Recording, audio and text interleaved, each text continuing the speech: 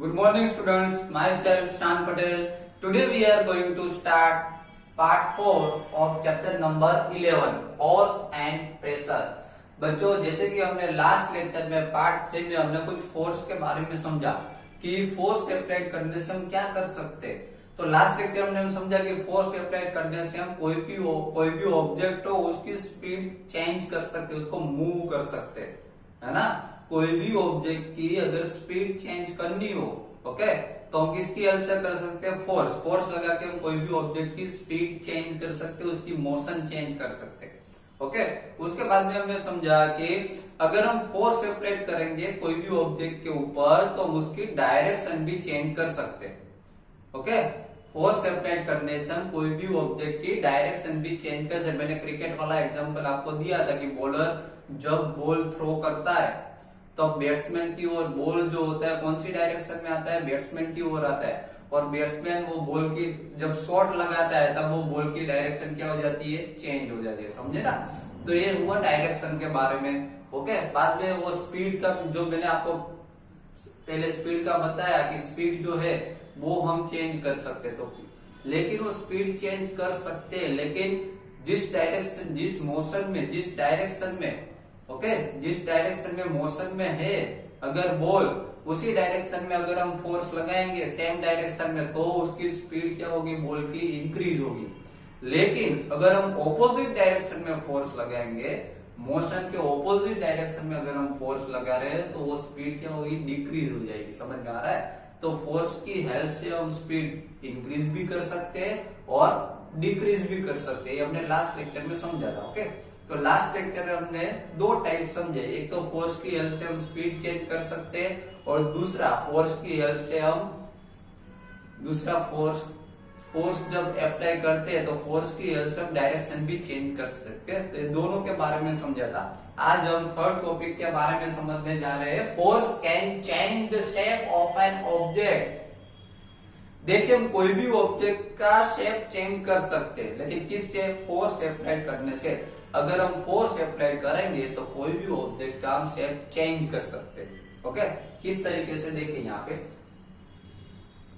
यहाँ पे 3 आपको क्लू दिए गए, 3 हमको एग्जांपल्स दिए गए। देखिए, what happens when you apply a force on inflated balloon by pressing it between your palm। यहाँ पे फर्स्ट एग्जांपल ऐसा गया है, अगर इन्फ्लेटेड बलून होगा, बलून जब ब्लो किया होगा, इन्फ्लेटेड बलून होगा, मैं उसको अपने दोनों पाम के बीच में अगर प्रेस करूं बलून को, तो क्या होगा? बलून क्या हो जाएगा? बर्स्ट हो जाएगा, है ना। तो बलून का शेप पहले कैसा था? जब इन्फ्लेटेड था तो शेप पहले कैसा था? और जब मैंने बलून को दोनों पाम के बीच में जब प्रेस किया तब उसका शेप क्या? बर्स्ट हो गया, तो उसका शेप क्या हो गया? चेंज हो गया। Clear? Now second example, what happens to the shape of a ball of dough when it is rolled to make a chapati. यहाँ पे ऐसा बताया गया है कि जब मम्मी जब चपाती बनाती है, आपने देखी होगी, तब सबसे पहले मम्मी क्या करती है कि जो फ्लोर जो होता है उसका पहले डब बनाती है ना, डब बनाती है। जब डब बनता है बाद में क्या करती है? डब के बॉल बनाती है छोटे छोटे, और डब के जब छोटे छोटे बॉल बनाने के बाद उसको शेप देती है। क्या करती है? प्रेस करती है, चपाटी जैसा शेप देती है। पहले डब का शेप कैसा था, है ना? डब का शेप पहले छोटा सा इडली जैसा था, ओके। बाद में जब मम्मी उसको प्रेस करती है, ओके, तब चपाती जैसा शेप बन जाता है ना। तो प्रेस करने से क्या हो जाता है? फोर्स लगाने से, मम्मी ने फोर्स लगाया तो फोर्स लगाने से शेप क्या हो गया? चेंज हो गया डब का, okay. Now what happens when you press a rubber ball place on a table. यहाँ पे बताया गया है कि एक रबर बॉल लो, वो रबर बॉल को टेबल के ऊपर रख के प्रेस करो, ऊपर से अपने हैंड से प्रेस करो। तो रबर बॉल क्या, पहले पूरा सर्कल शेप होता है, पूरा राउंड होता है रबर बॉल। जब आप उसको प्रेस करोगे तो उसका शेप क्या होगा? चेंज होगा। तो ये सब एग्जांपल्स दिए गए कि जब हम फोर्स लगाते हैं कोई भी ऑब्जेक्ट के ऊपर, अगर हम फोर्स लगाएंगे तो उसका शेप हम क्या कर सकते हैं? चेंज कर सकते हैं, है ना। तो ये थर्ड टाइप था। फर्स्ट टाइप हमने देखा कि स्पीड चेंज कर सकते हैं, फोर्स की हेल्प से एक तो स्पीड चेंज कर सकते हैं, कोई स्टेशनरी ऑब्जेक्ट पड़ा हो ऐसे ही, तो उसकी स्पीड हम उसको मूव कर सकते हैं। बाद में मोशन में कोई ऑब्जेक्ट हो तो उसकी स्पीड हम चेंज कर सकते हैं। उसके बाद सेकंड टाइप हमने देखा था कि उसकी डायरेक्शन चेंज कर सकते हैं। अगर कोई भी ऑब्जेक्ट मोशन में है, उसकी डायरेक्शन हमको चेंज करनी है तो फोर्स लगा के उसकी डायरेक्शन हम चेंज कर सकते हैं। आज के लेक्चर में हमने देखा कि फोर्स की हेल्प से हम कोई भी ऑब्जेक्ट का शेप चेंज कर सकते हैं। Clear? Okay, see here. In all these examples you show that the application of force on an object may change its shape. ये ऊपर के तीनों एग्जांपल जो दिए गए, एक बलून वाला एग्जांपल फर्स्ट दिया, सेकंड जो है वो डफ वाला एग्जांपल दिया, थर्ड जो है वो रबर बॉल वाला एग्जांपल दिया। ये तीनों केस में हमको पता चला कि कोई भी अगर हम फोर्स लगाते हैं तो कोई भी ऑब्जेक्ट का शेप हम चेंज कर सकते हैं। तो फोर्स की हेल्प से हम क्या कर सकते हैं? शेप चेंज कर सकते हैं। तो ये तीनों एग्जांपल हमने शेप चेंज वाले देखे। Clear? Okay, then having performed all the above activities you would have realized that a force, ऊपर की जितनी भी एक्टिविटी हमने की उससे हमको पता चला, हमको रियलाइज हुआ सब एक्टिविटी से। क्या रियलाइज हुआ? दैट फोर्स में make an object move from the rest. सबसे पहले तो फोर्स की हेल्प से हम क्या कर सकते हैं कि कोई भी ऑब्जेक्ट हो, अगर वो स्टेशनरी ऑब्जेक्ट पड़ा है, रेस्ट पे है, तो अब उसको मूव कर सकते हैं। समझ लो कि ये अभी रेस्ट में बराबर स्टिक रेस्ट पोजीशन में ऐसे ही पड़ी है। अगर मैं इसको फोर्स लगाऊंगा तो ये स्टिक क्या होगी? मूव होगी। समझ में आ रहा है? तो कोई भी रेस्ट ऑब्जेक्ट हो, स्टेशनरी ऑब्जेक्ट हो, उसके ऊपर अगर हम फोर्स अप्लाई करेंगे तो उसको मूव कर सकते हैं। ओके, देन मैं change the speed of an object if it is moving.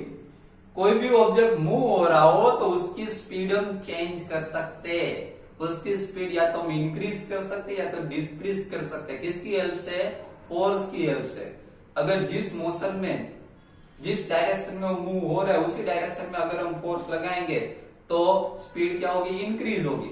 अगर हम ऑपोजिट डायरेक्शन में फोर्स लगाएंगे, कोई भी ऑब्जेक्ट समझ लो कि लेफ्ट साइड मूव हो रहा है, हम राइट साइड से उसके ऊपर फोर्स लगाएंगे तो उसकी स्पीड क्या हो जाएगी? डिक्रीज हो जाएगी। समझ में आ रहा है? तो कोई भी मोशन में जो ऑब्जेक्ट हो उसकी स्पीड हम क्या कर सकते हैं? चेंज कर सकते हैं।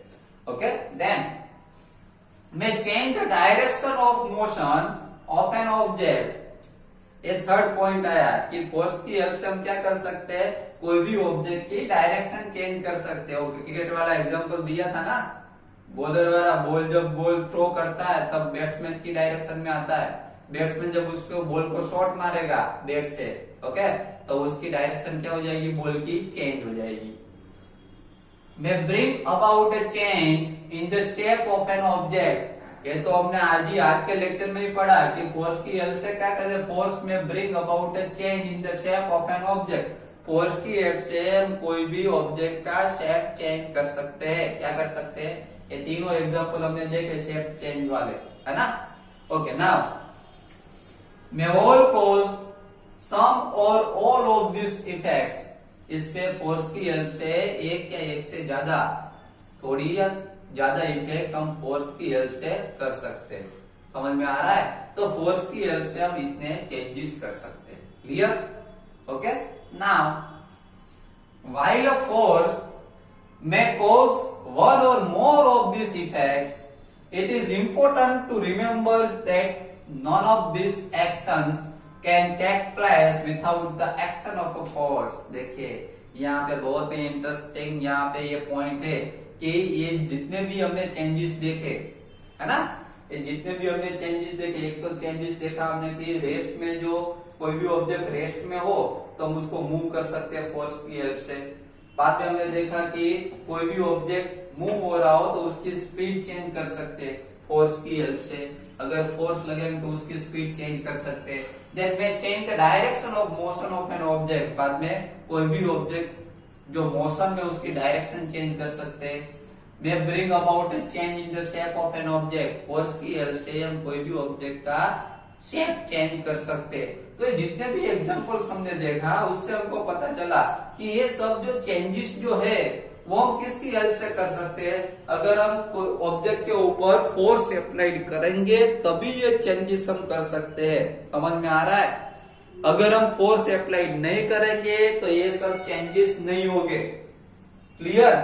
ये सब चेंजेस करने हो, रेस्ट ऑब्जेक्ट को मूव करना हो, कोई भी ऑब्जेक्ट मोशन में हो उसकी स्पीड चेंज करनी हो, कोई भी ऑब्जेक्ट की डायरेक्शन चेंज करनी हो, या फिर ऑब्जेक्ट का शेप चेंज करना हो, तो इन सब के लिए फोर्स बहुत ही इंपॉर्टेंट है। विदाउट फोर्स ये सब इफेक्ट हम नहीं कर सकते, याद रखिएगा।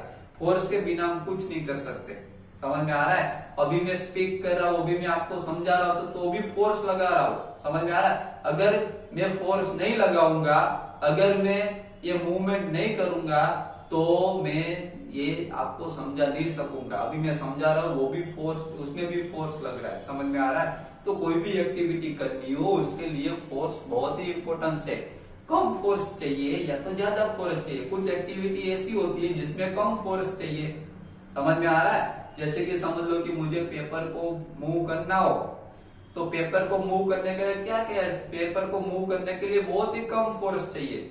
मुझे स्टिक को मूव करना हो तो स्टिक को मूव करने के लिए भी बहुत कम फोर्स चाहिए। समझ में आ रहा है? लेकिन अगर मुझे ट्रक को मूव करना हो, तो ट्रक है, मुझे ट्रक को मूव करना हो, तो ट्रक को मूव करना हो तो क्या कम फोर्स से हो जाएगा?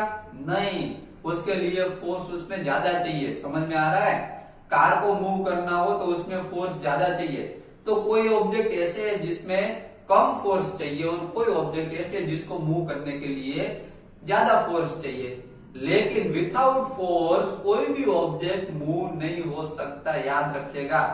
जैसे कि ट्री के लीव्स जो होते हैं, आपने देखा होगा। आपके ऐसे क्वेश्चन हो कि सर आप तो बोल रहे हो कि फोर्स के बिना कोई भी ऑब्जेक्ट मूव नहीं हो सकता, तो ट्री के लीव्स जो होते हैं वो तो मूव होते हैं, है ना? उसको कहां कोई फोर्स लगाने जाता है? नहीं जाता ना। बच्चों ऐसे ही मूव नहीं होते। ट्री के जो लीव्स होते हैं ऐसे ही मूव नहीं होते। उसके ऊपर विंड का फोर्स लगता है। जब विंड उसके ऊपर फोर्स लगाता है, विंड के फोर्स की वजह से वो ट्री के जो लीव्स होते हैं वो मूव होते हैं। समझ में आ रहा है? तो विदाउट फोर्स कुछ नहीं होता। विदाउट फोर्स कोई भी थिंग्स मूव नहीं हो सकती। समझ में आ रहा है? ये मेरी आईज जो है, बराबर, तो उसमें भी ये मूवमेंट हो रही है, ओपन क्लोज ये मूवमेंट हो रही है, वो भी फोर्स की हेल्प से। भले कम फोर्स चाहिए लेकिन फोर्स चाहिए। फोर्स अगर अप्लाइड करें कोई भी ऑब्जेक्ट के ऊपर, अगर फोर्स अप्लाइड करेंगे तो भी वो ऑब्जेक्ट जो है अपनी रेस्ट पोजीशन में से मूव हो सकता है। याद रखेगा। Okay, see here, thus an object cannot move by itself। यहाँ पे ऐसा बताया गया है कि कोई भी object can not move by itself, अपने आप मूव नहीं हो सकता। याद रखिएगा, कोई भी ऑब्जेक्ट अपने आप मूव नहीं हो सकता। अगर उसके ऊपर फोर्स अप्लाई करेंगे तभी वो मूव होगा। It can not change speed by itself, कोई भी ऑब्जेक्ट की स्पीड अपने आप चेंज नहीं हो सकती। कोई भी ऑब्जेक्ट अगर मोशन में है तो उसकी स्पीड अपने आप चेंज नहीं हो सकती। याद रखिएगा, कोई भी ऑब्जेक्ट की स्पीड अपने आप चेंज नहीं हो सकती। उसके लिए फोर्स चाहिए। अगर फोर्स अप्लाइड होगा, उसके ऊपर फोर्स लगे तो ही स्पीड चेंज होगी। It can not change direction by itself, it can not change direction by itself. कोई भी ऑब्जेक्ट मोशन में उसकी डायरेक्शन चेंज करनी हो तो अपने आप वो डायरेक्शन चेंज नहीं कर सकता। कोई भी ऑब्जेक्ट, उसके ऊपर अगर फोर्स अप्लाई करेंगे तो ही डायरेक्शन चेंज होगी। Its shape can not change by itself, कोई भी ऑब्जेक्ट का शेप है अपने आप चेंज नहीं हो सकता। उसके ऊपर अगर फोर्स अप्लाई करेंगे तो भी शेप चेंज हो सकता है। विदाउट फोर्स यहाँ पे कोई चेंज नहीं हो सकता। याद रखिएगा, विदाउट फोर्स कोई ऑब्जेक्ट मूव नहीं हो सकता, विदाउट फोर्स स्पीड चेंज नहीं हो सकती, विदाउट फोर्स डायरेक्शन चेंज नहीं हो सकती, विदाउट फोर्स शेप चेंज नहीं हो सकता। समझ में आया? ये जितने भी ये जो चेंजेस जो है वो विदाउट फोर्स नहीं हो सकते। अगर फोर्स अप्लाई करेंगे ऑब्जेक्ट के ऊपर तो ही ये चेंजेस हो सकेंगे। समझ में आ रहा है? तो बच्चों, आज के लेक्चर में पार्ट 4 में हमने बहुत ही इंटरेस्टिंग टॉपिक के बारे में समझा कि फोर्स की हेल्प से हम क्या कर सकते हैं। तो फोर्स की हेल्प से फर्स्ट सबसे पहले तो फोर्स की हेल्प से क्या करते हैं, कोई भी रेस्ट ऑब्जेक्ट हो उसको मूव कर सकते हैं। सेकंड, फोर्स की हेल्प से हम क्या कर सकते हैं, देखिए फोर्स की हेल्प से स्पीड चेंज कर सकते हैं। क्या कर सकते हैं, फोर्स की हेल्प से कोई भी ऑब्जेक्ट की स्पीड चेंज कर सकते हैं। थर्ड, फोर्स की हेल्प से हम डायरेक्शन चेंज कर सकते हैं। अगर कोई ऑब्जेक्ट मोशन में हो, उसकी डायरेक्शन चेंज करनी हो तो फोर्स की हेल्प से हम कर सकते हैं। फोर्थ, फोर्स की हेल्प से हम शेप चेंज कर सकते हैं। समझ में आ रहा है? तो इतने चेंजेस जो है वो फोर्स की हेल्प से कर सकते हैं। तो आज के लेक्चर में हमने इन सब चेंजेस के बारे में समझा। ओके, नेक्स्ट जो टॉपिक्स जो है वो इससे भी बहुत इंटरेस्टिंग है, वो मैं आपको पार्ट 5 में समझाऊंगा। Okay, thank you very much.